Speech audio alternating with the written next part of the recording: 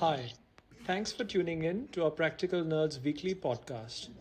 I'm Shub, and together with my partner and co host Patrick, we normally invest in founders in design, construction, renovation, and logistics technology. Many of our friends in the ecosystem wanted us to start a podcast on the built world, and in return, we decided to honor their request with a show about nothing at all. Right. Um, Patrick, we have a new guest today. Looks like a very familiar face. Gaston, what a pleasure to have you. To what do we owe this surprise? Well, thank you, Shab. Thank you, Patrick, for this invitation. I was also wondering the same, but happy to be here. I'm glad to hear that. That's how we like to operate at Fundamental. We just sort of stumble into each other, have a casual chat, and then move on from there. That's excellent. I love that. Practical Nerds go South America, Gaston. So tell us a little bit, how is it in Argentina right now? Look at me. I'm in a t-shirt, but it's we're about to start the winter here. Beautiful day. That's from a weather perspective. If we go beyond the weather, it is always crazy down here. Politically, socially, we are having fun. But remember, we are still the world champions in soccer, so that's good. But no, look, we're looking forward to chatting a little bit about obviously your background. I think super interesting journey as a founder. Every founder background is different, but I think yours is very, very interesting for and inspiring for other founders to hear. So we hope to double click on that with you today. Would love to learn more about Argentina culturally, socially. I think that's a very interesting country that a lot of people will be excited to learn more about. Of course, we want to talk about Nuqlea, the business that you are building with your co-founders. We teased it on LinkedIn. It's a quite unique business that you are building there. Oh, thank you. Thank you for that introduction in LinkedIn. I really like it. I think it was one of the best introductions we had for Nuqlea. But happy to talk about anything you want. And even if I talk about my career, it will be eclectic. So let's have an eclectic conversation about that too. So here's the intro I want to build you, right? So Gaston, a month ago we met in Berlin again, and in our office, and you and I were sitting on the couches and talking business, but also you invited me to learn a few other things about you, and one of the most interesting things was also how you had built previously Dow Chemical in southern Latin America, and what that also enabled you to learn about business down there, the relationships that you get to build with very, very interesting people. A few of them, or many of them I should say, are actually investors in your business. Tell us a little bit about what did you do the last 10, 20 years, and how did you land here? Excellent. And again, thank you for that opportunity. So I'm a lawyer by training. Started in my career in being a lawyer. And then I went to school in Columbia University, where I had my master degree. Then I joined Dow Chemical, and I did complete all the corporate ladder. Can you just give me 1 second? I will shut one door. So sorry about this, but I know it's eclectic. Sure. Just one door I need to shut. 1 second. Yeah. Absolutely. It wouldn't be live otherwise. Nice. By the way, Shub, the office that Gaston is calling in from, so I haven't been yet, but he told me about it. It's actually like a residential home that the entire wow. Not only a residential home, but we have a construction next to our door, and it is very noisy. Nice. Very nice. Yeah, we enjoy being in this part of the city. It is far away from downtown, and it is like a home. So I was saying, So I did that I did all the corporate ladder, and then I will go quick and then let you come back to a specific question. Then I in a certain moment I went to headquarters, moved to the business, and then I came back to Argentina. Nice. And but up between Dow and Nuqlea, you also got to actually lead a company to an IPO. What was that about? It was crazy. That was Vista, and it was an oil and gas company.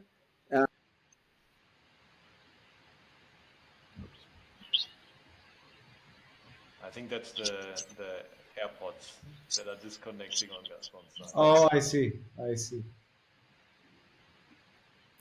So sorry, I think they were the airport. So so Vista was after that I decided to stay in Argentina, and I was ready to move up in my corporate career, and I wanted to stay in the country at that moment. And with 3 other partners, we decided to found an oil and gas company in Vaca Muerta. Argentina was becoming very hot on the oil and gas industry in the non-conventional resource. I didn't participate with Dow in that, and so we created Vista Oil and Gas. We created as a SPAC, so as a special purpose acquisition company, and decided that was a company incorporated in Mexico, but with all the assets and operation here in Argentina. I was the CEO for the operation in Argentina. Miguel Galucho, who was formerly the chairman and president of YPF, the largest oil and gas company in the country, was the chairman of Vista, and with 3 other partners, we started that crazy adventure.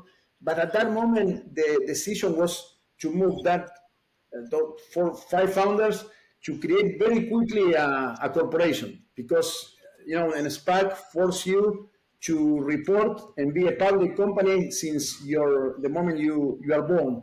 That's a very completely different to create a company that can go years and years building up, and then one day you will become public.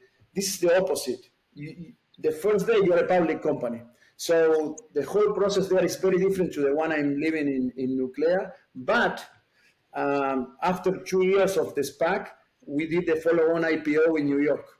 And we had that incredible opportunity of ringing the bell, feeling, that's the end. We arrived to a place, and realizing that that's never the way it is. That's when the phrase that you really have to enjoy your journey becomes more and more apparent to me. You want to ring that bell again? We will ring that bell again. I'm sure about that. And being very serious, and I hope, this is of course a desire, but when I was there, I did realize I would like to come back one day there with a company as the one we are creating now, with a triple impact, that is leaving a footprint in the society, that is really transforming something very critical to people, like is the construction, the habitat. So we work every day thinking that one day we may go back there. But as I said before, what we are enjoying is the journey now. But that's kind of my way. So a lawyer, I was in the corporate levels. I'm trying to come back because all the noise here was distracting me. Then something I didn't mention, Patric and Shub, I was a social entrepreneur in between. And that really changed the vision of things to me. Let me tell you a little the story. So when there was a moment in Vista, I decided to take a sabbatical after the IPO. Few months after the IPO, I realized that I wanted to do something different to me. I wanted to reset. Maybe I wanted to rewire and look at things from a different perspective. But my idea at that moment was to travel, to study, to go around the world. And that was March of 2020. So that was when the pandemic came to Latin America and to Argentina. And in only a few weeks, we were suffering the worst lockdown in the world. Argentina was 8 months consecutive without leaving our homes. So at that moment, I decided with few other people to create a program that was putting technology, but was also creating an ecosystem, something that we're trying to create in Nuqlea, trying to help people in poverty that couldn't go out to work, and that means to them that they couldn't have food to eat. These people that do not have support from the government, at the same time, they do not have a any savings or stock of money or stock of food that they can use if they don't go out every day to work. And so we created that in a matter of days. We start calling different companies, different associations, religions, NGOs, but in a speed that I never seen before.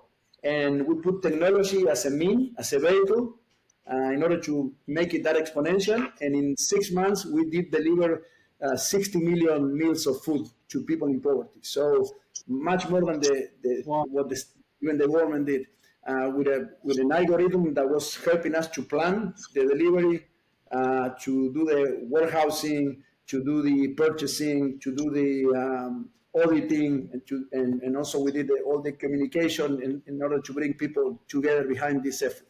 So after that project, that was the one that really changed the way I see things.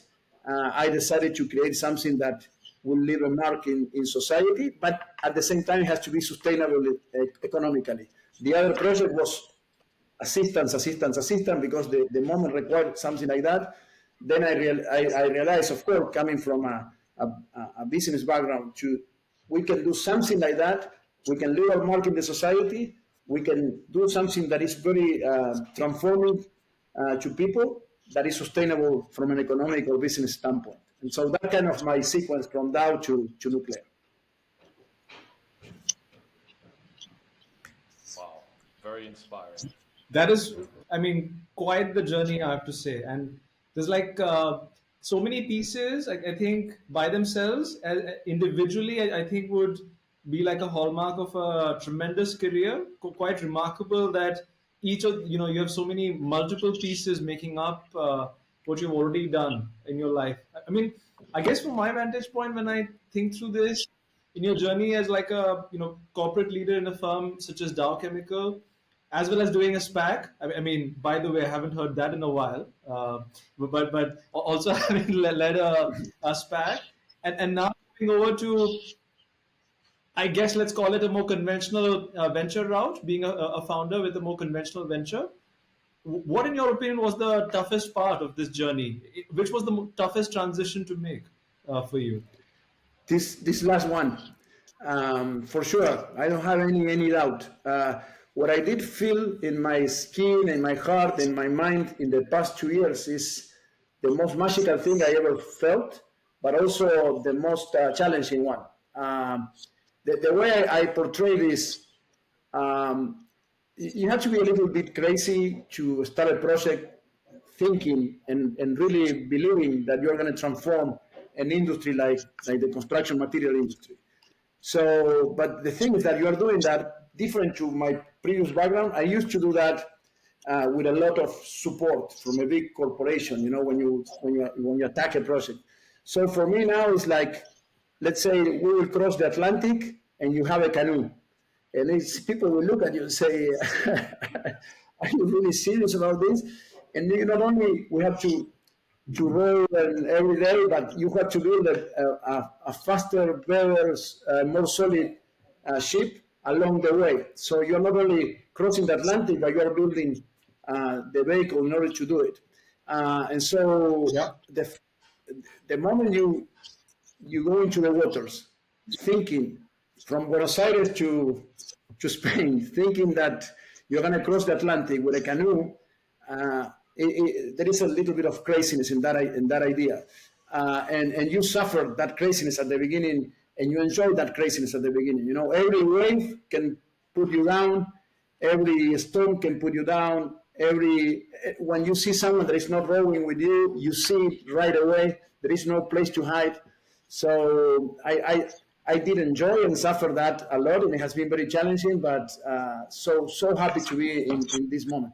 And now I would like to think that Nuqlea is not a canoe anymore, but we are just putting a little bit of engine into the boat in order to make it a little bit faster and solid, but we are still very, very far away of crossing the Atlantic. I mean, tell us a little bit more about what this awesome boat does, the boat that you call Nuqlea.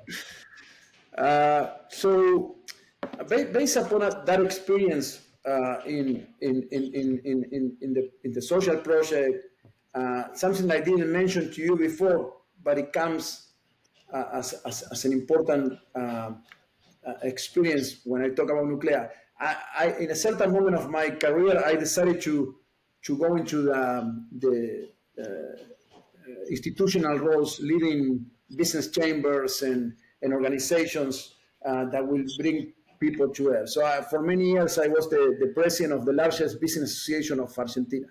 In that association, you have 53% of the GDP of Argentina when you count all the companies that are there, multinational companies, local companies, different sectors. I learned a lot how to deal with peers and how to bring people together behind a project. So, and I know you asked me about Nuqlea, but let me go back one step.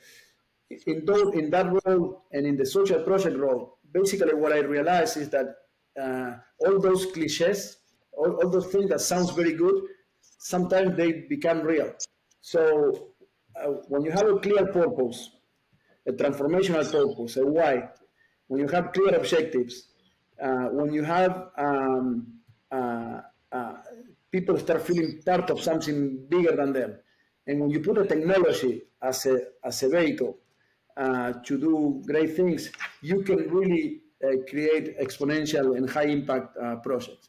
So basically what we decided to do in Nuqlea was to create an ecosystem that brings together producers, brings together distributors, brings together construction companies, brings together the financing side, the logistics side, brings together NGOs and the government in a circle, and we move from that typical pipeline type of structure that we are used to operate in the previous world that we lived before technology disruption, social disruption, cultural disruption that we are living now.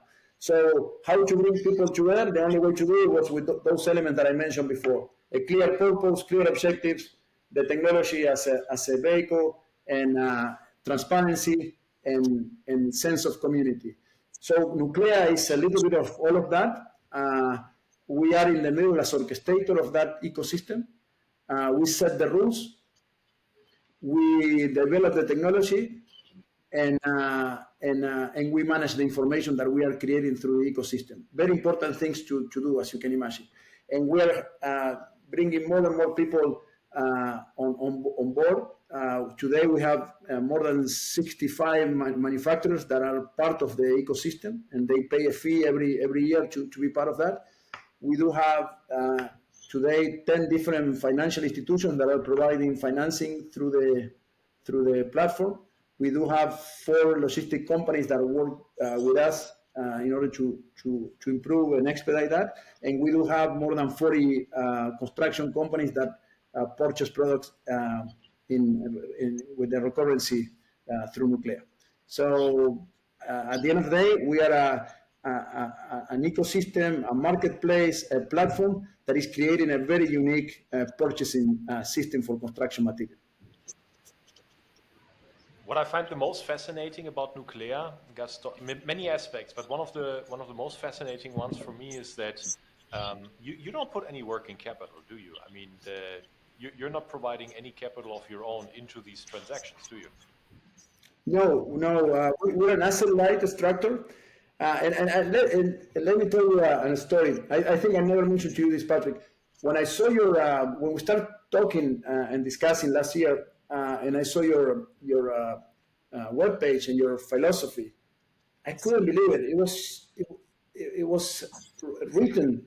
It seems like based upon what our initial deck, our initial pitch, because we have the same view. This hyper-fragmented industry, you need is with global trends, but with local implementation, and you need someone to start orchestrating all that ecosystem in order to bring innovation, change, or transformation. That's exactly what we thought. And in order to do that, you have to leverage third-party assets, third-party experiences, third-party expertise. You just cannot do it for yourself. Otherwise, there is no way you can do that massive transformation, because you will never have enough capital, enough experience, enough expertise, enough knowledge to do it by yourself. So based upon that view is that we decided we are asset light, we are orchestrators, we bring people together, we start seeing with data and information, we start seeing the whole ecosystem, and we capture and deliver value upon that. That's our kind of our vision. And so the answer is no capital intensive. So I don't think I've ever used this term towards you, but now that I'm rehearing Nuqlea, and it's not a term we typically use for ventures. But one way or one term coming to mind is actually you're creating a club where people, because they are part of the club from all the different parts of the value chain, because they are part of this Nuqlea club, they start to trust each other in an economy that, you know, it's not without its challenges, right? Argentina is, I mean, I'd love to double click on that as well. It's a fantastic country, but the economy also has challenges. And so, you know, having a curator like Nuqlea that helps all parties to do business with each other in a fully trustworthy way, being part of that club, that's a very fascinating model, I must say. So that's a term that is coming to mind. Excellent, Patrick. I'm glad to hear you saying that. We usually refer to us, and we tell people, come to the club. It's a club that once you enter, there will be transparency, there will be clear rules, and once you are in the club, imagine of course a digital club, but imagine it's a physical club. You will see the main steel producers of the world. You will see the biggest bank of multinational banks or local banks. You will see the largest logistic providers. You will see your peers, your construction companies. And what we do in the middle, we deliver that trust validation that sometimes is not there. So that's why we tell our construction companies, follow the rules. You know, don't look at us as your typical provider. I'm not your provider. What I'm helping you is connecting with the right one, connecting with the right financing, connecting with the right logistics, connecting you with the right technical assistance. But imagine to do that in the pipeline world, in the linear world, those are different, many relationships they have to create. Those are the ones that Nuqlea is orchestrating in a very and much more efficient way. So yeah, seeing us as a club from that perspective, I really like it. Thank you. See, usually when I think of a club in Argentina, I think Boca Juniors. Now I think Nuqlea as well. So there can be two clubs in Buenos Aires. I love that. No, thank you. No, that's true. So actually, one of the things that we probably wrote about, Shub, when was Qatar's bankruptcy? Was it 2 years ago, maybe? I think so, yeah.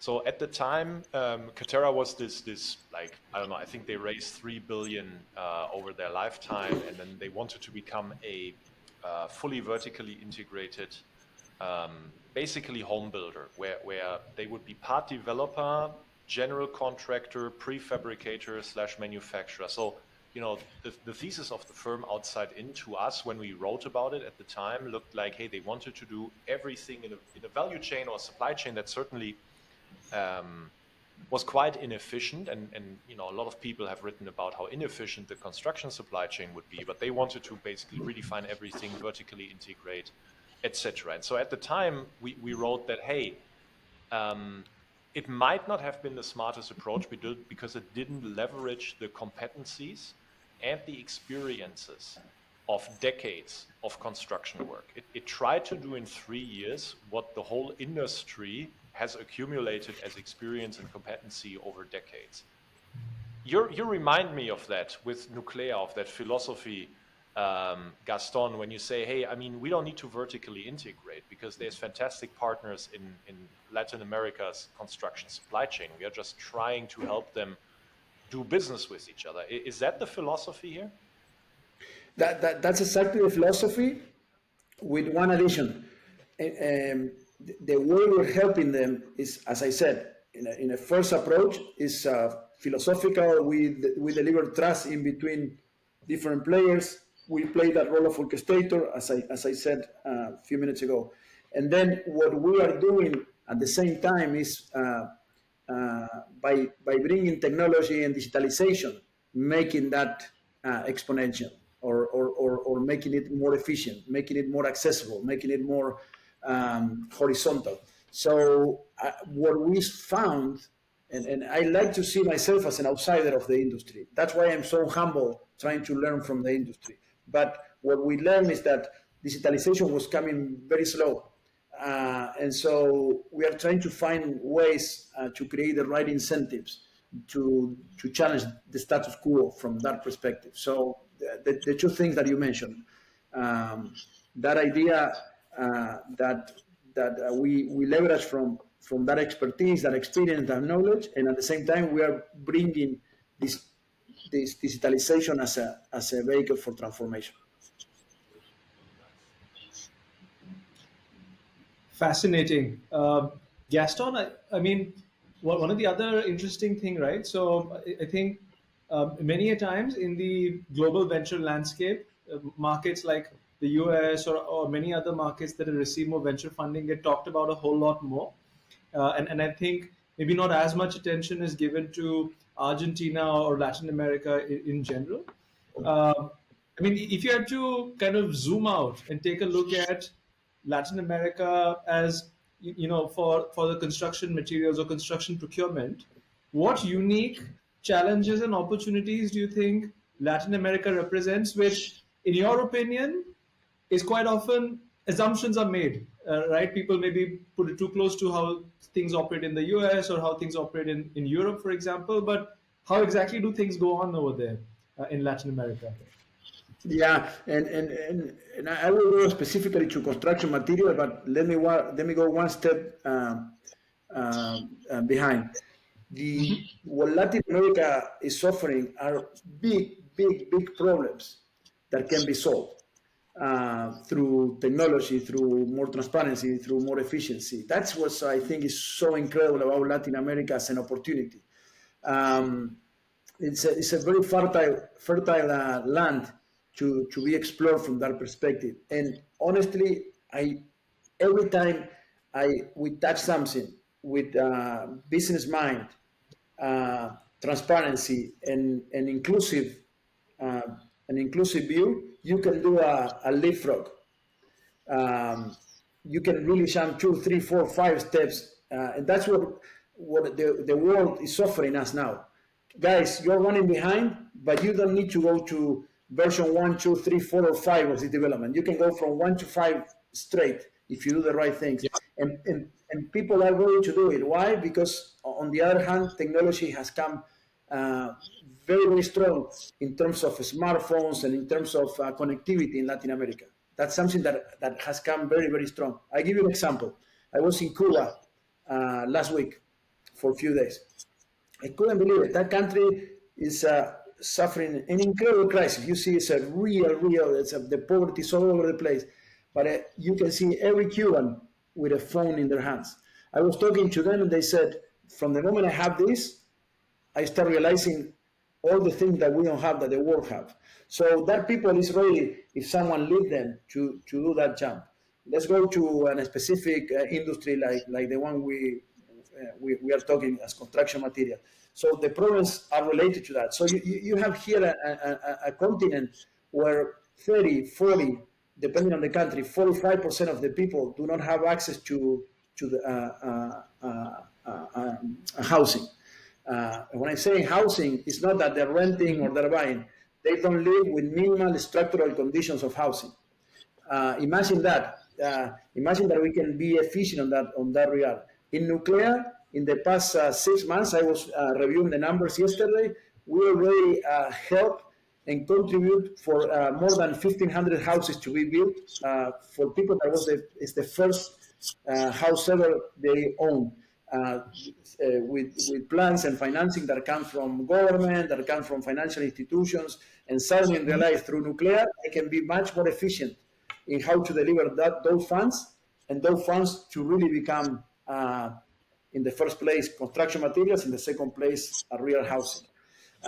So those are the type of opportunities we have. And then what we see in Latin America, and that's something that we really pay attention to it, are different commercialization models. In certain places, producers are very strong. In certain places, the middle man is very strong. The distribution channel is very strong. In certain places, more like in Asia, construction companies are very strong when you see the whole value chain. Our proposal is to bring all of them together and start balancing that equation in order to bring more efficiency to the system. So Latin America is not all the same from that perspective. What is the same? It is in terms of how huge the opportunity is if you bring a transformation like this and you do the leapfrog. That's what we are betting on our side. Even Gaston, we had our partner Adam over for our previous episode. So he definitely had a very clear opinion that their neighbors to the south, as he refers to them, which of course is the whole of Latin America. The tailwinds are very decisively in your favor to play an increasing role in the U.S. economy. I don't know if that's something you have a point of view on. You said I couldn't understand the whole thing. If in the connection with the U.S. economy, or so what our colleague Adam was telling us in the previous episode was that right now there's lots of tailwinds or factors enabling like a rise of the role that Latin America plays in the U.S. economy, as in the economic and trade relations are deepening and becoming friendlier than ever before. And that could be like a enabler for even more growth in the Latin American economies. Oh yeah, no, perfect. So I always like to answer things with the stories. So one of my partners is Manu Ginobili. He was a former NBA star. We are doing some business with him in the US. So he was telling me the other day that he was invited to this place, in the US, California, Latin American heritage leaders. So he was invited there, and in that place, all the key players from the US perspective was former President Obama, the CEOs of the largest companies, and so he said, why they're paying so much attention to this? And someone said the magic statistic and demographic data. By 2030, Latins will be a majority in the U.S. Population. That's telling you a lot from a political perspective, from a cultural perspective, from a business perspective. So that's around the corner, 2030. The demographic growth of Latins in the U.S. is much higher and faster than the rest of the demographics. So I live in the U.S. for many years in different stages. I finished my high school there. I went to university there, and I was an executive there. So I do have a good sense. And I live in different places of the U.S., including the Midwest. Once you enter that market, it is fascinating, right? And the connection that they're having with Latin America now is becoming, that's my point, more cultural. And so, I fully agree with that perspective. To the point that I see a bridge today, especially through Florida, which is the gateway for Latin America in the US to do business there. So exciting what is happening there. So I'm a European, so I really don't have a seat at the table of this discussion. But I want to throw in an analogy here, Gaston and Shub. So Shub and I were discussing this maybe a few weeks ago. I want to say maybe 2-3 months. Shub, we were discussing the Indian diaspora and talented Indians, super well-educated Indians who obviously UK is a very natural market for talented Indians to seek employment and build a livelihood. But the US is still the market that many Indians feel like is offering a lot of opportunity and finding great employment. That has had already, I think we see it in numbers, great impact on the Indian economy. That is true. Not just talking remittances here. I'm talking cross-border business between companies led by successful Indian diaspora talent. And on the other side, businesses in India, even on the technology landscape. So what you're describing, Gaston, sounds to me like exactly the same thing, right? Is that super talented people that migrate between Southern and Northern America and now doing business with each other. It sounds like a fantastic enabler for cross-border business. Yeah,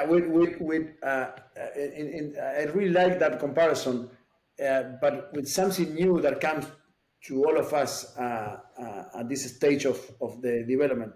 The diaspora do not have to be physical now. What we are seeing is a lot of people working out of Argentina, out of Chile, out of Ecuador in companies all over the world. So that connection is becoming more and more fluid because you don't need to be physically there in order to bring your talent. And the countries that are understanding that there is a big debate in Argentina today from a tax perspective, from a labor perspective, what to do with that. I mean, imagine an economy where $1 is equivalent to 500 pesos. Imagine what happens when you can make a US dollar salary sitting in your home in Argentina and having a salary being paid by someone in New York, but all your living expenses, your family, your culture is still here.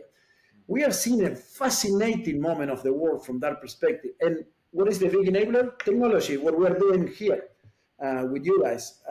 That's going to change everything. And the thing is that we're in the middle of it. So sometimes we don't have that clarity of what is really happening. But there are very clear and solid signals that we are living in a revolution from that perspective. Gaston, I must say, I mean, it's really fascinating. I think this might be the most inspiring practical nerds that we have had so far. This is really, really inspiring to hear you speak about all the opportunities. I want to tie it to something else that I think is very unique to you and Pablo, your co-founder, and your other co-founders. And that is the experience, but also the network that you guys brought into Nuqlea. So it's in our experience in I would say every market, but I think also Latin America, to have suppliers the size that are your suppliers, like we're not going to use names here, but like they're the largest suppliers that you would find for in their category in Latin America, market leaders, companies that have very high market share. They work with you. Why do they work with you? What's the difference? Why don't they work with someone else who built this company, Gaston? There's something in your background that might be different here. Thank you. Yeah. Again, putting concepts and then practical comments. From a conceptual point of view, I think what we are living now is a moment where those leaderships, those projects, those companies that can be bridges in between the incumbents and the insurgents, in the bridge between the physical and the digital world, between the private and the public sector, between the different parts of the society. You can be bridge of anything you want, but in order to be a bridge, you have to have certain characteristics. You need to be humble. You need to be curious. You need to be handy. You need to be available. You need to content people. What we are living in this time is that things are changing so fast that a lot of people are afraid. They don't know how to do it. Companies don't know how to do it. Governments don't know how to do it. My dad don't know how to do it. My mom. Those that can contain that fears of the change, of the revolution we are seeing, will have a great opportunity from every single perspective. So, going back to your question, why those companies are coming to us? Because we are doing bridge. They know they have to transform themselves. They know they have to come into the digital world. They know they cannot operate in the pipeline anymore, but they don't know exactly how to do it. That's one answer. The second answer is that, of course, our background will help. I know how to touch the right buttons in a corporation because I was part of it. Yeah. I know the incentives. I know the scorecards. I know and things that may be obvious or apparent to someone are not within a corporation. We know in a corporation, the scorecard can be conflicting to each other. A CEO must be thinking something, CFO something else, and the guy who operates those decisions is going into a different direction, and that is happening every day. So the first thing we did to corporations, and remember in the dilemma of the chicken and the egg, we started from the offering. not from the demand. The first thing we did was call all those big companies, not only multinational but national companies, producers. First of all, we share a dream. It's very difficult to say no to a big dream if it is well articulated. Two, we call them to be part of a transformation. This was not about transaction. It was about transactional. It was transformational. Two different dimensions. The first thing they bought in was the transformational aspect of Nuqlea, not the transactional aspect of Nuqlea. We were 1 year without doing a single transaction.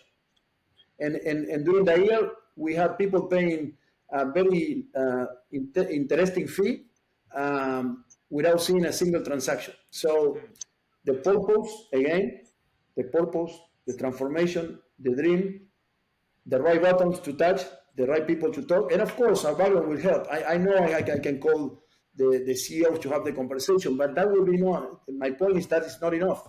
You need people simplify things. You have the right phone numbers. That means that you understand how a corporation operates. It's not only one phone number. It's a complex system that you need to address. But I think it's deeper than that. As I said, there is a need at this moment for projects like this. I see Nuqlea as an enabler. We are a bridge type of project now between two different worlds and two different dimensions. And what we are doing is connecting them. That's the way I like to see it. One of the things you didn't mention, but I wanna just call out, at least from my perspective, I think it's also credibility, Gaston, right? I mean, you and Pablo, having been in the C-suite roles at a large industrial company within the region, I imagine that the decision makers in your suppliers on all levels, right? I mean, C-suite as well as operational, you have the credibility that you walked in their shoes. So I imagine that accelerates a lot of discussions.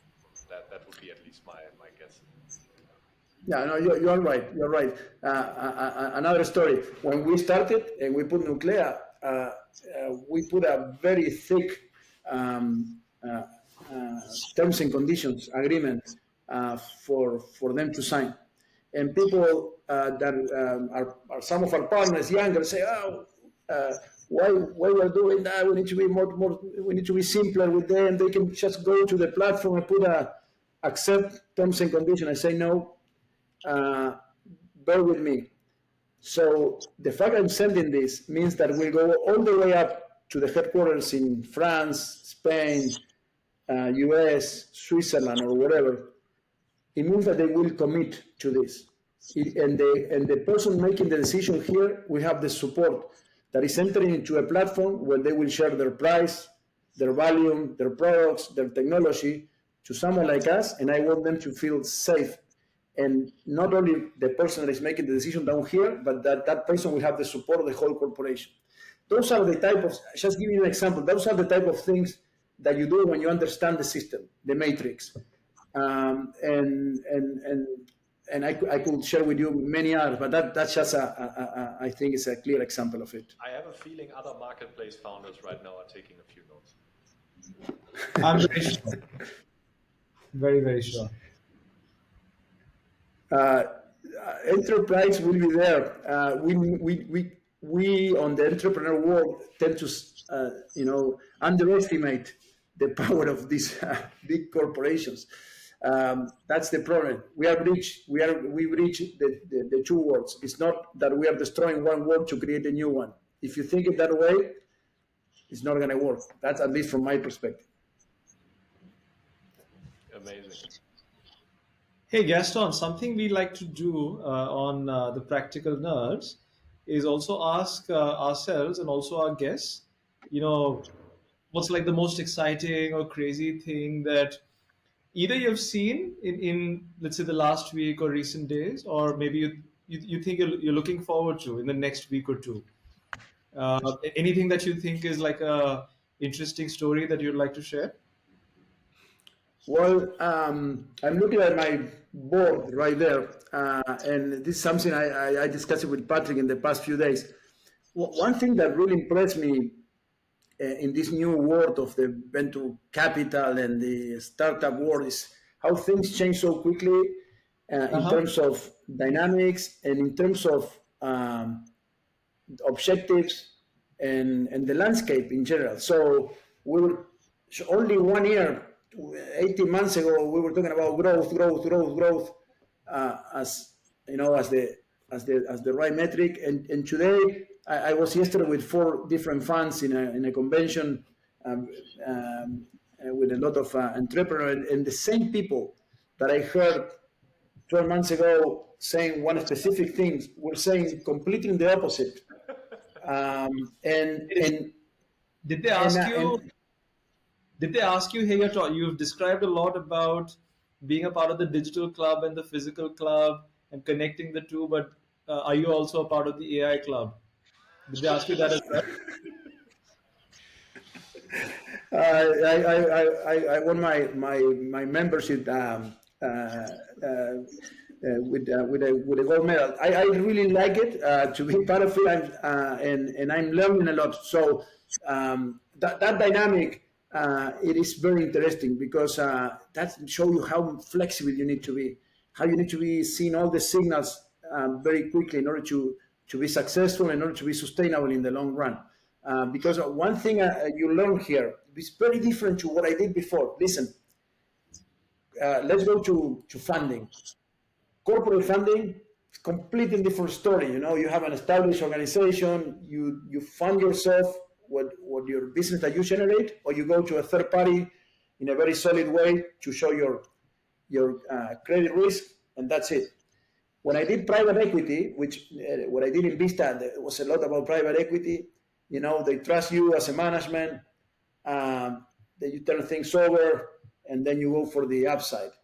In this new world that I'm in, you have to create something unique, explosive, exponential, that will return big way to you, investor, and it put you in a very interesting place from a founder and management perspective. And that's the thing I'm loving the most. Being in a car that if I go to the next gas station and if they don't fill it up, you are done. You are done. And every time I go from one gas station to the next gas station, things change. The requirement will change. The things that they tell you to do in order to reach that first gas station maybe are completely different to the next one. And that, so you are creating an organization that culturally, from a process perspective, from a value proposition perspective, has to be very flexible. And what is not flexible? Your principles. What are the things that you believe in? Your why. Everything else, we're here to adjust and deliver. So that's the most fascinating thing I was thinking the past few days. You know, how strong can be one comment 1 year ago, and how strong can be the same comment in completely the opposite direction the next day. Yeah, what you're describing as your experience with VCs over the last 18 months, in German, we call that the flag in the wind. You know, whichever way the wind blows is how the flag is looking. So, Shub, what about your calendar for next week? Does it hold anything that you're excited about? I mean, believe it or not, I have a company. I'm a bit afraid now at this point to refer to it as AI, because I'm afraid, unlike all the cool AI companies my VC friends have, it neither does, employs generative AI, nor does it have large language models. So let me go with analytics, right? So I think the firm does I, not AI. It's just I. yeah, just I, right? Just old-fashioned I. That's what it employs, but it does quite a lot in interpreting large volumes of documents in construction in the context of procurement, permitting, subcontracting works, etc., and putting that in order for budgeting, scheduling, and so on, and for a rapid approval of these workflows. So pretty keen to dig into that application, because I think there's a case to be made for that application needing to be tailor-made for construction, and not like a generic multi-vertical or horizontal solution to be suitable for construction. That sounds pretty interesting, I must say. What geographic context is that? Where do they seek to or where are they doing business? So actually, business in multiple continents, but originating from the Asia Pacific region. Okay, got it. Yeah. Fascinating. I'm looking at my calendar right now. It's how I like it, relatively light. So Nice. that's a good thing. I'm meeting for our regular catch up. One of the founding teams that I partnered with in the last year, and they are building a retrofit insulation solution for European homes. It's really a business that I like a lot, and their approach is asset light. They're basically training people who are reskilling to become their own entrepreneurs in the Okay. insulation business. So they're training these people, and then they're giving them the whole software stack to they're also giving them the orders, so customer leads, and then the software stack to to run accounting, invoicing, quotes, payment infrastructure. And so what I like about that is really it's putting very ambitious and aspirational part of the European population into self-employment, and Yeah. allowing these people to access what I think is very, very high wage opportunity, far above average, but also, have their own destiny in their own hands and become entrepreneurs, and then, completely software enabled. Two great founders that I really like working with, super nice guys, very talented. So looking forward to that monthly catch up. That sounds tremendously exciting. Very timely as well, actually. Indeed. So Gaston, because we already had our catch up this week, I couldn't say Nuqlea, but Yeah, and it was a good one. So can I ask you something, Patrick? What do you see different you have the opportunity of working, as you mentioned, with all different entrepreneurs and startup companies around the world. What do you see any difference or any trend or any characteristic in Latin America that got your attention or something you can identify?